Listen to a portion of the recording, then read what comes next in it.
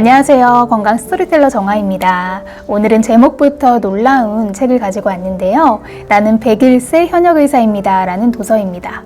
저자는 76년째 의사로 일하고 있는 101세 의사인 다나카 요시오라는 분이 지었고요. 제목 그대로 100세가 넘는 나이에도 의사 가운을 입고 환자를 돌보는 현역 의사로 활동을 하고 계시는 분입니다.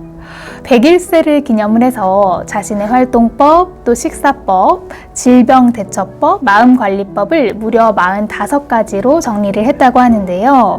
장수는 그 사람만이 가진 특별한 복이다 라고 생각하실 수 있지만 사실 저자도 살아오면서 폐결핵, 간암, 이렇게 2번이나 삶의 고비가 있었다고 해요. 하지만 생활 속 본인만의 치유법을 통해서 현재도 멋지게 살아가고 계시는 분입니다. 자연 치유하시는 분들께 소소하지만 강력한 습관의 힘을 알려드리고 이 책이 여러분들께 용기가 되길 희망하면서 리뷰 시작하도록 하겠습니다. 일단 101세 현역의사는 어떻게 움직이면서 활동을 할까요? 저자의 장수의 비결을 보니까 무엇보다도 규칙적인 삶의 패턴을 유지하는 거였는데요.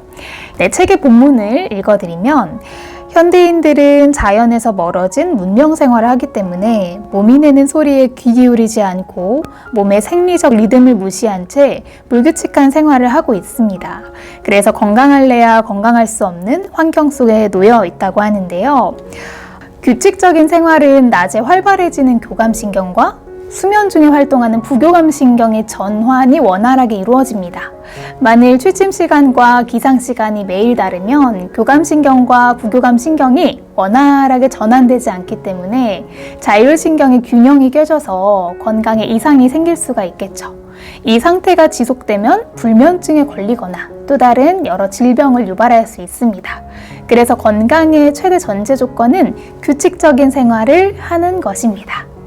그럼 규칙적인 생활 속 작은 실천들은 무엇이 있었을까요? 몇 가지 인상 깊었던 내용만 좀 추려서 소개를 해드리도록 하겠습니다.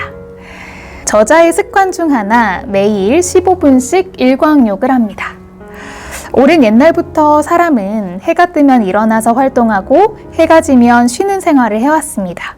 그러나 지금은 전기와 전등의 발명으로 밤낮 관계없이 생활할 수 있게 되었는데요.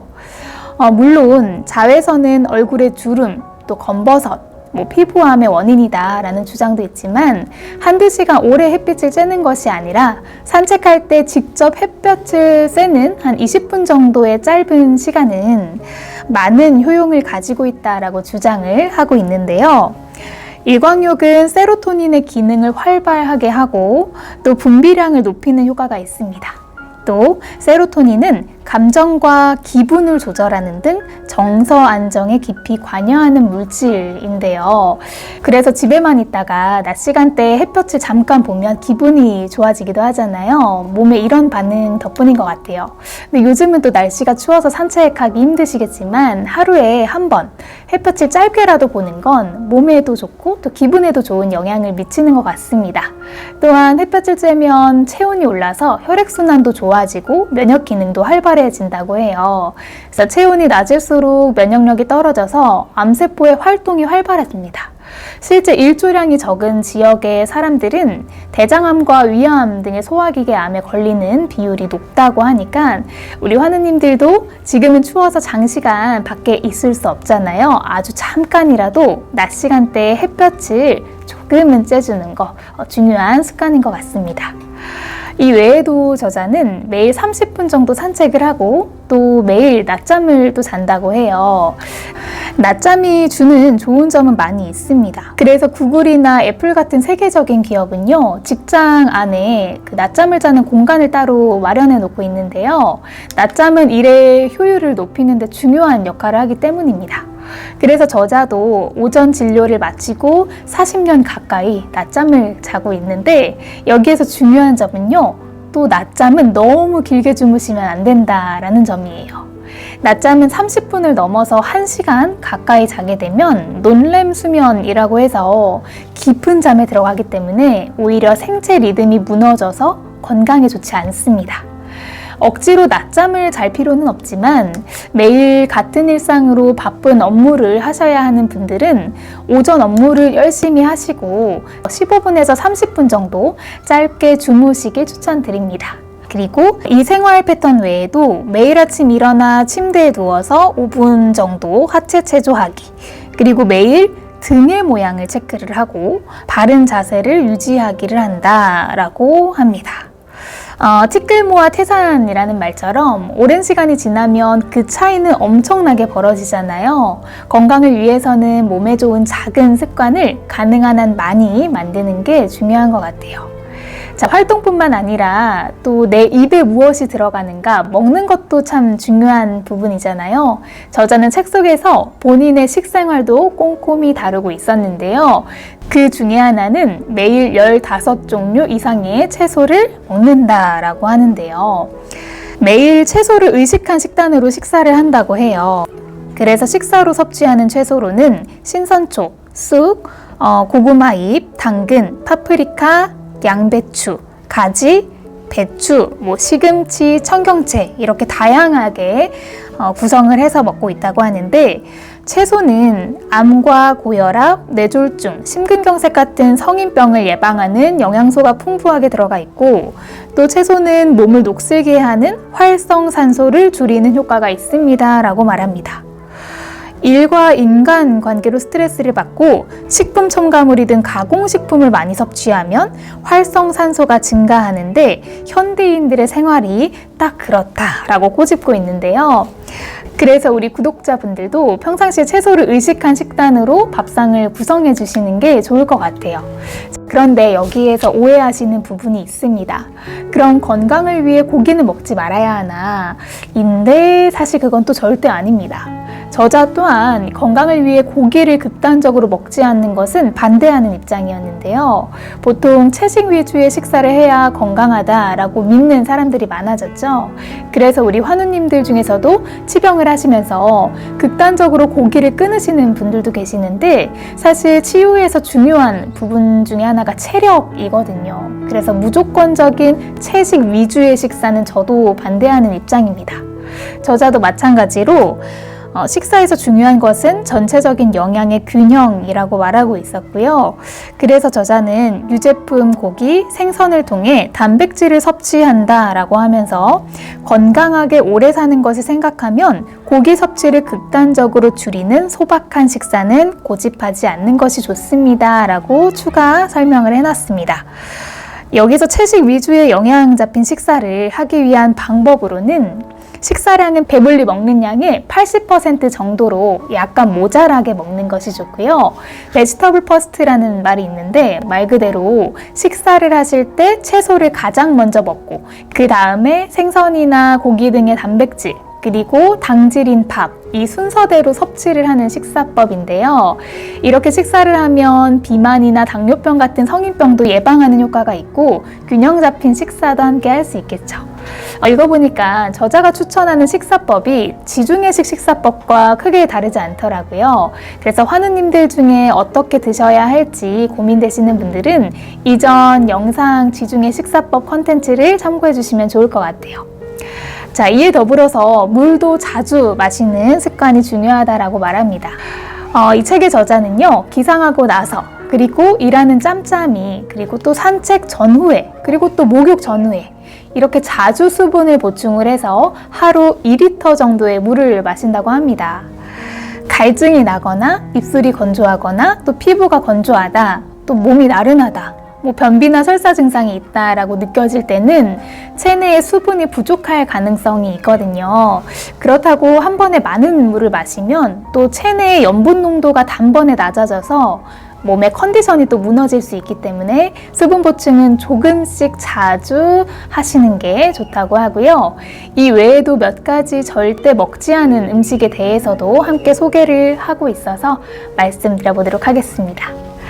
그 음식으로는 단 음식은 또 피하는 편이라고 합니다. 단맛을 내는 비스킷과 같은 간식은 먹을 때마다 위산을 많이 분비시켜서 빈번하게 섭취하게 되면 위의 기능을 떨어뜨린다고 하고요. 또 당질이 많은 탄수화물은 혈당치를 급격히 높이기도 하죠. 그럼 당질을 제한하기 위해서 탄수화물이 많은 주식인 쌀은 아예 먹지 말아야 할까요? 절대 아닙니다. 실제 최근까지도 당을 제한하기 위해서 탄수화물을 끊거나 극단적으로 줄이는 저탄고지 혹은 케톤식이라고 하죠. 아마 많이 들어보셨을 것 같은데요.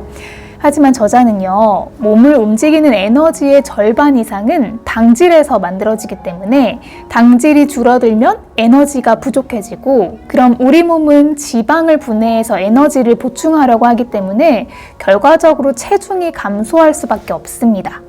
또한 체내에 당이 부족하면 우리 몸은 근육을 분해해서 아미노산을 당으로 바꾸게 되는데요.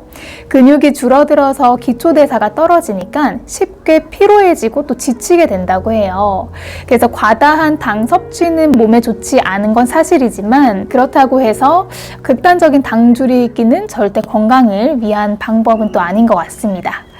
치유하시는 분들에게 무엇보다 체력이 중요한 만큼 탄수화물을 극단적으로 줄이진 마시고, 백미에 현미를 섞어 드시는 것처럼 활동 에너지를 위한 식단이 중요하실 것 같고요. 아무래도 저자는 과도한 당 섭취는 좋지 않으니 설탕이 많이 첨가되어 있는 간식, 빵, 또 인공 감미료와 같은 것들을 먹지 말라라는 의미인 것 같습니다. 저 또한 케톤식과 관련해서 긍정적인 입장은 아니거든요. 그래서 환우님들의 이 케톤식에 대한 정보는 예전에 찍어둔 내용이 있어서 영상 밑에 댓글로 링크에 첨부해 드릴 테니까 시간 나실 때 꼭 보셨으면 좋겠습니다. 저는 이 책을 읽고요, 저자의 장수 비결 중에서 여러 습관들이 있는데 그 중에서 마음 습관이 또 많이 와닿았습니다. 저자는 항상 웃는 습관을 들인다라고 합니다. 누군가 만날 때에도 되도록이면 웃자라고 마음을 먹고 상대를 대한다고 하는데요.